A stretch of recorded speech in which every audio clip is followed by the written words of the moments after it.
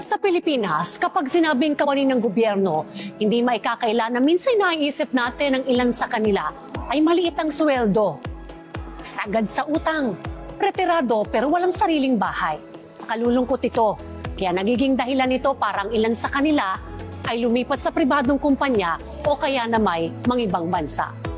Ngayon na babaguhin ng GSIS ang pagtingin sa mga kawani ng gobyerno. Alamin natin ang mga bagong programa ng GSIS. Kaya Pilipinas at buong mundo.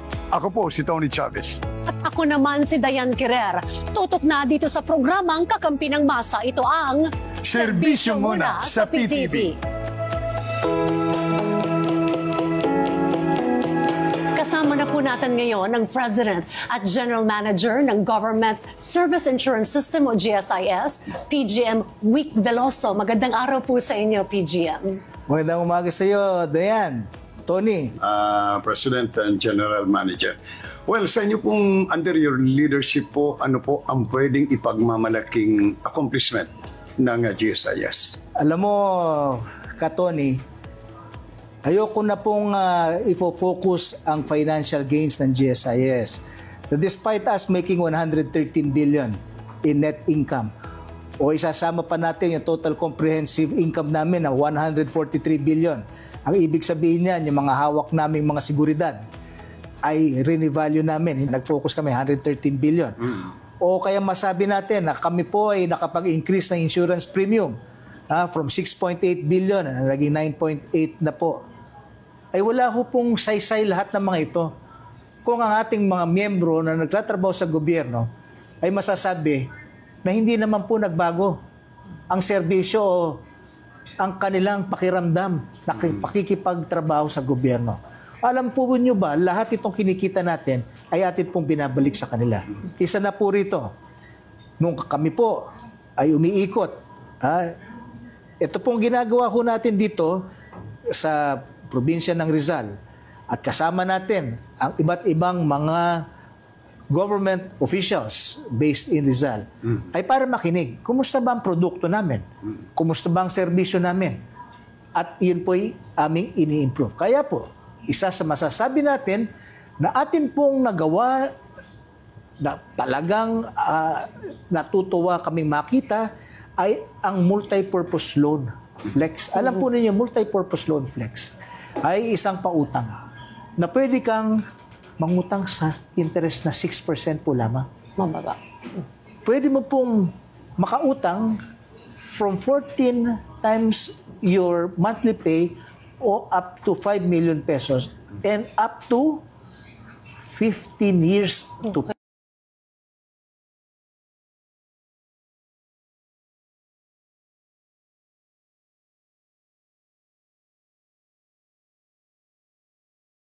employees have not even seen their ATM cards. Madali lamang mag-avail ng GSIS Multipurpose Loan Flex.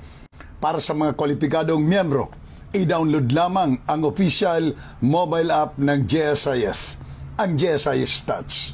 Gumawa ng account dito, magtungo sa loan feature at piliin ang Multipurpose Loan Flex. Sa pamamagitan din ng GSIS Touch, maaari nang makita kung magkano ang maaring utangin at kung gaano ito katagal na babayaran.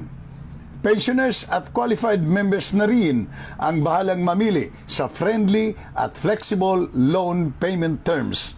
Maaari ring makipag-ugnayan sa inyong area approving officer sa inyong opisina hinggil sa multipurpose loan flex. Kung siya po ay makapag-approve niyan, on the same day na pinindot mo sa kinagabihan po nasa account nyo na. So yan po ang ginagawa na sapagkat yan na tinatawag na serbisyo ginawa ho para sa kanila. At na-enhance po natin yan sa pamamagitan ng paggamit ng teknolohiya. Hindi lamang loans ang pwede iproseso gamit ang GSIS Touch. Pwede mo na rin gawin dito ang iba pang serbisyo ng ahensya tulad ng Annual Pensioners Information Revalidation o APIR. Gamit lamang ang facial recognition technology, maaari nang ma-validate ng mga pensioners ang kanilang status. Mahalaga ang appear dahil paraan ito ng GSIS upang mapangalagaan ang pondo nito at upang masiguro kung talaga nga bang ang mga pensioner mismo ang nakatatanggap ng mga pensyon nila. Sa pamamagitan ng mobile phone, pwede kong tignan yung facial recognition at doon po ay mababalidate, i-continue na pong pensyon. Alam kung bakit ka, Tony? Pag nakita mo noon ang atin pong mga retiree na iba po nahihirapan na maglakad, pupunta lang ho sa opisina para magpa-revalidate, nakakalungkot makita. Kaya sabi natin, pabayaan nyo mag-enjoy kasama lang mga apo nila at yung kanilang retirement at magawa po yun.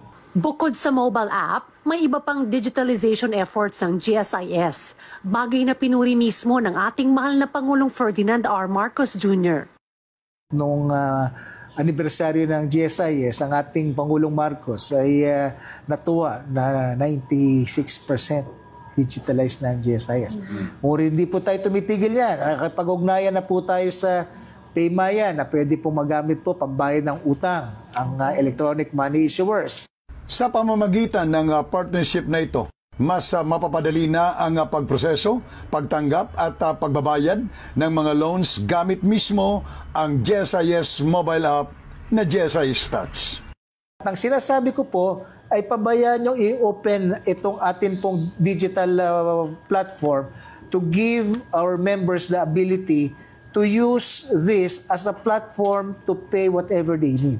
Naniniwala ho kami na ang mobile phone is the best vehicle for us to provide that customer service to our members. Ito po ay bagong ugnayan po sapagkat noon po ay wala po kaming nakatayap na electronic money issuer. Dati po meron ho kami mga tayap sa mga tulad ng Bayad Center, sa mga Luwilier, Sa mga banks. sa Landmark, pwede ka makapagbayad. Yun po ang mga tie-up nun. But alam po ninyo, sa technology gets to improve. Kahit po sa sulok ng Pilipinas kayo naroroon, o kahit na ma-assign kayo sa ibang bansa, magamit yung mobile phone nyo at ma-check nyo balance ninyo, maaari kayo makapagbayad. Gamit ang GSIS Touch mobile app, mamili lamang ng loan type, payment amount at piliin sa e-wallet section ang Maya upang makumpirma ang transaksyon. Hindi lang yan, Tony. Sapagkat sa pamamagitan nito ay inaasahan ko na magagawang ko ito kasama ating mga kasamaan sa GSIS na pamamaraan para magkaroon ng financial literacy. Nandoon po sa probinsya na maintindihan saan ko ba pwedeng mailagay ang aking pera. Yan po ang ginagawa namin at matulungan po namin sila. At hopefully makapagpundar din sila para sa kanilang pangangailangan sa future. Sa aming pagbabalik, usapang pabahay naman tayo. Kasama pa rin si GSIS President and General Manager Wika Veloso. Dito lang sa programang Kakampi ng Masa. Ito ang Serbisyo Muna sa PTV.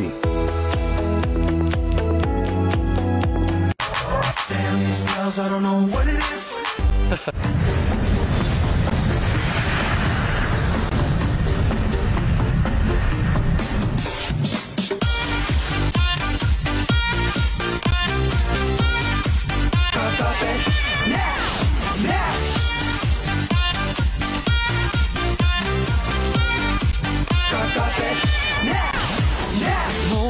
When I wake up and my morning breath is mabaho, ho, ho, can kill a man. I'm so masungit, I am like a zombie, I am sleepy every single morning until I have inside my cup a sachet na kope, masarap, oh, a monument after drinking. I need my cafe, I need my cafe now. Ooh, it smells so good and it feels smooth and improves my mood here in Philippines where it is fun. Ooh, ooh, ooh, I just choose my eating to rip the bag open, add to boiling water and you're done. It's 3 in 1, when I wake up it's 3 in 1 inside my cup. Filipinos really love coffee, but we're so busy so we need to make it fast para may energy na tayo. Filipinos love coffee, 3 in 1 coffee.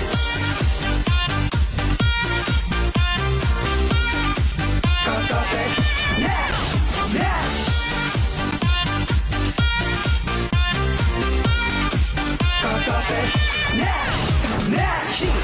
Filipino opener with creamer and sugar. Any time of the day, woo! Let's coffee break muna. Kasi ito so masarap. And ito so mura. Woo! Maraming 3-in-1s. Till I had inside my cup a sachet na kope. Masarap. Oh, I'm a new man after drinking. I need my cafe, I need my cafe now. Ooh, it smells so good and it feels smooth and improves my mood here in Philippines where it is fun. Ooh, ooh, ooh, I just use my ipin to rip the bag open. I put boiling water and you're done.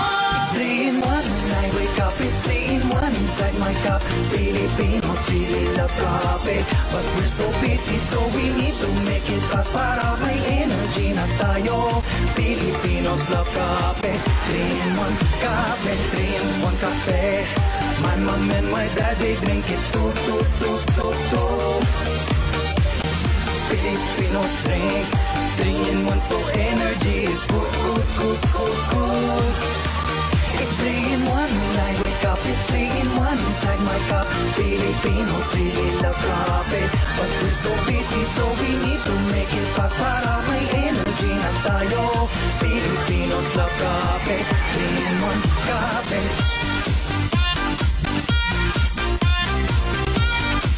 Coffee, yeah, yeah.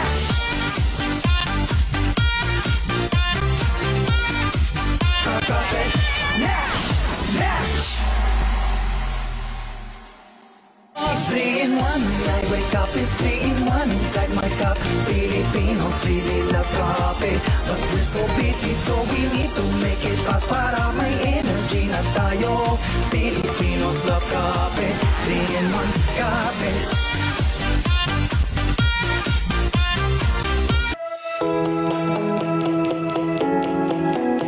Sa pagbabalik ng serbisyo muna sa PTV, ang tahanan ang isa sa mga pangunahing pangangailangan ng tao. Kaya naman, mas pinalawak na rin ng GSIS ang kanilang programang pabahay. Sa katunayan, sa pamamagitan ng serbisyo muna sa PTV, ay nais nilang ipromote ang kanilang mga pabahay sa Rizal at Bulacan. So, ang objective po natin dito ay mabigyan ng dignidad ang ating mga government employees by giving them a roof over their head. Naibahagi rin ni PGM Veloso ang isang kwentong kumurot sa kanyang puso, dahilan para mas magpursige sila sa pabahay program ng ahensya. Alam po ninyo, nung anniversary ng GSIS, noong May 31 last year, nung una po namin binanggit itong pabahay po, na kung saan dito sa Rizal, ay meron po tayong property sa Cogeo na gagawa po tayo ng government housing exclusively for government employees. Ay napansin ko yung cameraman doon sa likod. Ay medyo naluluha. At nung pagkatapos ko nung interview, tinanong ko, pare okay ka lang ba? Ang sabi niya sa akin, alam po ninyo, matagal na ho ako naninilbihan sa gobyerno. Hanggang ngayon wala pa ho akong bahay. At sana po sa pagkakataong to, ay magkaroon ho ako ng pagkakataon na magkaroon ng bahay. Hindi ho ba nakakalungkot na ang naninilbihan sa gobyerno ay magre-retire ka na at wala ka pang pabahay. Gagawa po tayo ng pabahay, nandoon po tayo sa estado ngayon na pinapabid po yung architectural design. Ngunit hindi lang po yan. Marami po tayo, mahigit na 1,000 property dito ho sa Rizal na mga na-foreclose nung panahon pa na binibigay natin under lease with option to buy. Ano po ibig sabihin yan? Yung house and lot, kung wala pa ho kayong pambayad, pwede nyo po itong i-lease. Pwede nyo upahan. At napaka-reasonable ng terms. Parang rent-to-own. Rent-to-own. At ang maganda po nito, pag ikaw po ay ready na makapagpundar, ay aayusin ng GSIS na maipunta na sa iyo yung bahay po na yan. It works two ways for